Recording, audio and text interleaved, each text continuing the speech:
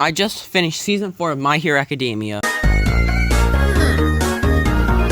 And seeing how there's a good while till the new season comes out, and I only have a season and movies to go, I might as well talk my thoughts on everything I've watched so far. I'll go in order of season 1, season 2, movie 1, season 3, and 4, and then movie 2. So firstly, season 1, it was the beginning of all of it. The first episode, it was probably the reason why people call Deku a crybaby a lot. And I mean, they have the right to do so if they want to, but I don't really think it's fair. I mean, he literally almost lost his life, and then almost lost Kachan after that. And also, tell me you wouldn't be crying if you met your favorite person in the world and they gave you power. Like, how sick is that? And then the whole episode's based off, like, meeting everyone at school, getting to know them, their quirks, and all of that. Plus, in, like, the first 3 days of school, they fight the League of Villains, probably the most powerful league in all of the show right now.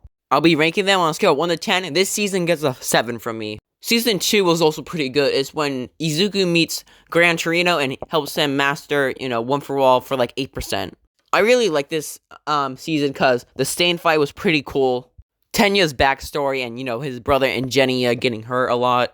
By getting hurt a lot, I mean being stabbed in the legs to the point you can't even do hero work anymore. That's basically the whole season. I pretty much liked it. Overall, 9 out of 10. Oh yeah, I forgot about it. It's the work study season. I forgot about that part. Alright, sorry for all that knocking you heard. I didn't think y'all would hear that, but I will stop the knocking now. But now for movie 1. Movie 1 starts off with, a little bit of All Might's background and his business partner. I forgot his name. I think it's like Steel something. I really don't know. But it's the summer, so Quirk's school is out, or UA's out for now. And Deku and All Might go meet his old lab partner, where they first meet up with his daughter. I think her name's like Hannah or something. And then they find out the entire class is there. And it's technically based off villains betrayed him because he wanted to use make a project that made Quirk stronger, but they were denied. So he sets up all this villainous stuff to, make all everything happen so he can get his villainous stuff back, but gets betrayed, then gets shot. And then, the villain just gets whooped by Izuku and All Might. Full on whooped, 180 out of the park. Overall, this movie is probably like an 8 out of 10. Season 3 is summer camp, where Class 1A and Class B1, or whatever it is, goes to a summer camp where they meet the Pussycats, and they start doing training for their quirks to be stronger, since they've only been working on like their physical physique. But you're gonna meet some new League of Villains in like Muscle, Dabi, the girl who likes knives and blood. They intrude the summer camp and attacked, almost permanently breaking Izuku's arms and kidnapping Kachan. And then after that, we get to see an epic fight between All Might, his last final fight, and so far, I think, hopefully he fights more. Maybe like he regains his power. So far, I don't know if he regains his power yet. And then between All For One. And Kachan figures out that Deku is the successor of One For All. This season for me was like 8.5 out of 10. It was pretty good. So far, season 4 is my favorite season right now, as it's the overhauled season. First off, there are so many tragic moments, but also so many epic moments. Like the UA Big 3 joining in and fighting this little girl, Eri, who would be a fan favorite.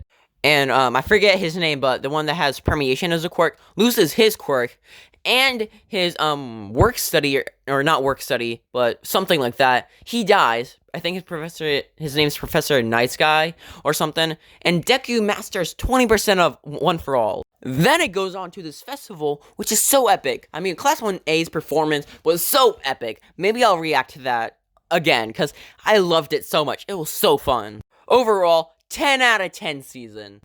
Finally, we have movie number 2. Definitely my favorite movie. This movie is basically Deku and the class go off to a little island to do some work. But some bad guys who have inherited a little bit of All For One's power comes to the island. So he has the same powers as him. He has powers like force fields, dragons, and he comes to the island to find a little boy who has the quirk of cell regeneration or something like that. But he comes to the island, and he tries to attack the boy, but Izuku, or Deku for short, comes in and saves the day, almost. Meaning he gets absolutely whooped. But not too bad, because then Kacchan comes in, full blast, screaming, "I'm gonna murder you for the 5th time." Then they have this epic battle, but they get whooped. But the little boy and his sister get away, and they devise a plan to beat these bad guys, and it works perfectly. The plan was that Momo and Ozu, or whoever, the shiny guy, starts off by separating them all. Of course, the leader blocks all the attacks, because he just likes spamming that force field and dragon attack. One of his teammates was a girl who had the quirk of spikes, and she fights against Pinky and Dark Shadow. Sorry, I'm still into MHA right now. I forget almost all the names. I'm very bad with names right now. Then his other partner, Wolf Dude, fights against Tenya, Ida, Todoroki, I think the Tape Dude, and Kirishima. While Deku and Bakugo team up and fight against the big bad boss for round number 2. Let's just say this first fight was epic. There's 2 parts of the fight. First fight is like 3 minutes. He uses a lightning attack. He thinks that they're dead, but no, they used Deki, I think his name is, and Dinky, I forget his name. Again, I'm sorry, my dearest apologies. But he is used as a lightning rod to protect them, and then we have round number 3, and oh my god, this fight was so epic. Deku hands Bakugo one for all, and they beat butt. Sure, they get whooped a little bit, but they manage to defeat the villain, and Deku loses his quirk, but not for long. As it stated, that the user must be conscient when they obtain the quirk. So, since Bakugo got knocked out and was unconscious, the quirk couldn't fully process through his body. Therefore, it was re-given back to Deku. And then again, it's a movie, so the movies don't follow the storyline that much, or at all in that case. Overall, this movie is epic, 10 out of 10. But yeah, that's my ranking of all the seasons. If I missed any, let me know. If you're mad that I didn't pronounce a name right, let me know. Anything you want to let me know, put it in the comments. I really like comments. I like responding and talking to y'all. Anyways, peace out. Make sure to subscribe so I can hit 400 and do a Q&A. Also, comment some questions for a Q&A.